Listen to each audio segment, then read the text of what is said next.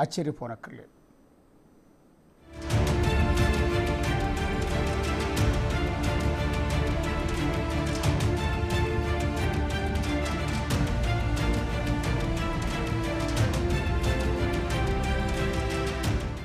ఎవరు రావట్లేదండి.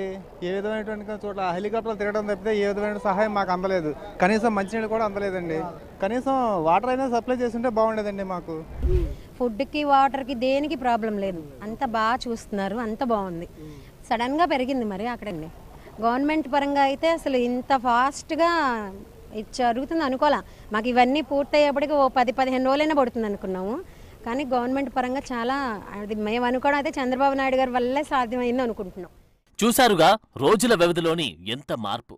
అవును, ఇది రాత్రింబవళ్లు పనిచేయడంతోనే బెజవాడ మళ్లీ నిలబడింది. బుడమేరు బుసకొట్టినా, చూస్తుండగానే అందరిని ముంచేసినా వారం తిరగకముందే కోలుకుందంటే అందుకు చంద్రబాబు అనుభవం, ముందుచూపు చాలా పనిచేశా. వ్యవస్థలన్నీ ఒక్కతాటిపైకి వచ్చా. బుడమేరు పరిసర ప్రాంతాలైన సింగ్ నగర్, న్యూ రాజరాజేశ్వరిపేట మొదలుకొని చాలా కాలనీలు నీట మునిగాయి. ఇక అవి అప్పట్లో తేరుకోవు అనుకున్నారు. మొత్తం 2.5 లక్షల మందికి పైగా వరద బాధితులుగా మారారు. వీరిని ఓవర్ నైట్ కాపాడడం కష్టమే. మొదట 1-2 రోజులు కష్టమే అయింది. అందరికీ ఫుడ్, వాటర్ సప్లై జరగలేదు. కానీ ఆ తర్వాత పరిస్థితిని మార్చేశారు సీఎం చంద్రబాబు.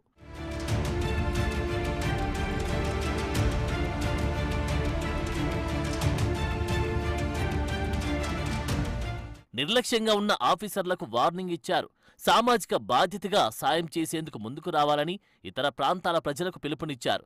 అంతేకాదు తాను స్వయంగా బోట్లలో తిరుగుతూ నేనున్నానంటూ భరోసా ఇచ్చారు. రాత్రింబవళ్లు ముంపు కాలనీల్లోనే తిరిగారు సీఎం. ఒకవైపు సీఎం వరద నీటిలో ఉంటే మిగతా ఆఫీసర్లు, సిబ్బంది అంతా జనాలకి అందుబాటులోనే ఉన్నారు. ఉధుహ్ తుఫాన్ టైంలో రికార్డ్ సమయంలో విశాఖకు పూర్వ వైభవం తీసుకొచ్చారు చంద్రబాబు. ఇప్పుడు బెజవాడ విషయంలో అయితే మరీ అడ్వాన్స్గా ఆలోచించారు. టెక్నాలజీ వాడారు. ఆర్మీ హెలికాప్టర్లు వచ్చేందుకు సమయం పట్టడం, అటు గల్లీల్లో ఎన్డీఆర్ఎఫ్ బోట్లు తిరిగేందుకు సమయం చాలకపోవడంతో డ్రోన్లను రంగంలోకి దింపారు. వరద సహాయాల్లో ఇదో టర్నింగ్ పాయింట్గా మారింది. బాధితులకు వేగంగా ఆహారం అందించడంలో కీలక పాత్ర పోషించాయి ఈ డ్రోన్లు. నగర్ లోపల నిన్న మాకు వాటర్ మొత్తం తగ్గిపోయి రోడ్డు వచ్చింది. మేము బయటకు కూడా రాగలిగాము.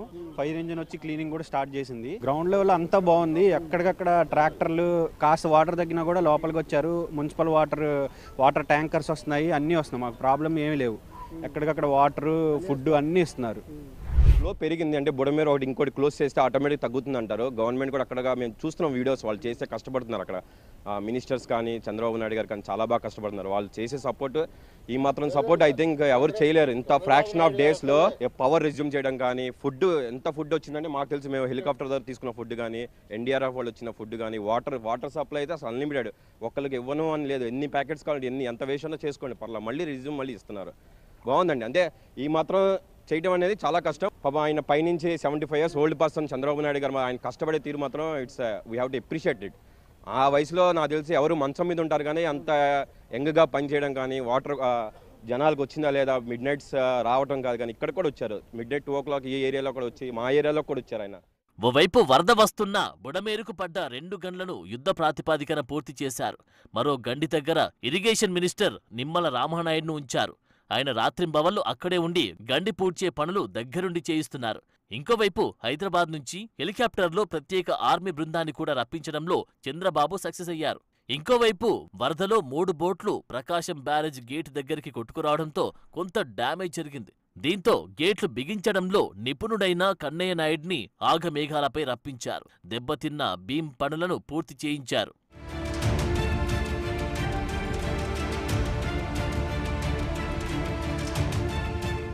సీఎం చంద్రబాబు పిలుపుతో చాలా మంది ఆహార సరుకులను పంపుతున్నారు. పెద్ద ఎత్తున లారీలు చేరుకున్నాయి. వాటిని బాధితులకు ఎప్పటికప్పుడు పంపిస్తున్నారు. ఇంకోవైపు 10,000 మంది పారిశుద్ధ్య కార్మికులను ఇతర ప్రాంతాల నుంచి బెజవాడకు రప్పించి క్లీనింగ్ పనులు చేయిస్తున్నారు. మరోవైపు డ్రోన్ల ద్వారా బ్లీచింగ్ చేయిస్తున్నారు. ఇది కూడా వినూత్న ఆలోచనే. ఎందుకంటే మాన్యువల్గా చేస్తే చాలా టైం పడుతుంది. అటుగా అంటువ్యాధులు ముసురుకుంటాయి. అయితే డ్రోన్లతో పిచికారీ చేయడం ద్వారా చాలా సమయం కలిసి వచ్చింది. ప్రజారోగ్యానికి చాలా ప్లస్ అయింది.